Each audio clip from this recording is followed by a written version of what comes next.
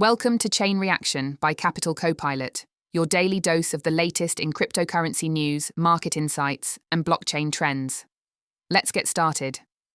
Crypto payments soared by 630% in Bolivia, reaching $430 million in the year after the central bank lifted its ban, driven by regulatory changes and public sector use for fuel imports. Ripple and the US Securities and Exchange Commission agreed to drop all appeals, ending a 5-year dispute once and for all. XRP is now cleared as a non-security in secondary markets, and the firm will pay a yet-to-be-finalized penalty. Ripple's CEO emphasized a full focus on expanding payment corridors and building the Internet of Value.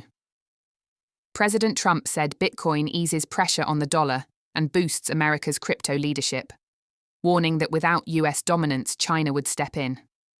He also blamed the Biden administration for widespread debanking of crypto firms and individuals, and declined to divest personal crypto holdings, asserting his role has strengthened domestic innovation.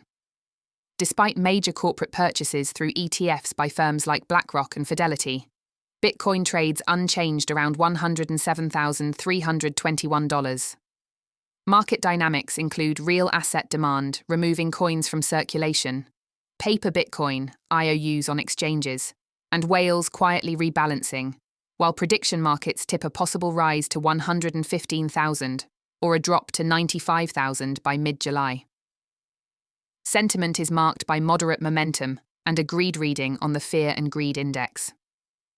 Regulators face growing headaches as the Financial Action Task Force warns of rising stablecoin misuse and illicit finance, from scams using AI deepfakes to state-sponsored weapons funding by North Korea and Iran. Meanwhile, Moody's doubts thousands of new stablecoin issuers will emerge, citing technical hurdles and the need for viable business models. Financial platforms push tokenized and derivative offerings. Gemini launched tokenized MicroStrategy shares on Arbitrum in the EU, granting fractional on-chain equity rights. Robinhood rolled out micro-futures for XRP, Solana, and Bitcoin under a CME partnership, each representing small bundles of the underlying asset to attract retail derivatives traders. Security remains a concern. Matt Fury's Chainsaw NFT studio saw over $1 million drained as hijackers seized multiple contracts and laundered funds through exchanges.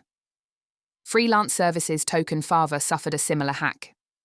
Bitcoin Depot's legal chief claims US police are destroying ATMs with power tools to seize cash, forcing costly machine replacements and raising questions about property rights. Finally, class action lawsuits are flooding Strategy, formerly MicroStrategy, over its Bitcoin purchasing strategy, with at least 5 copycat filings and millions at stake.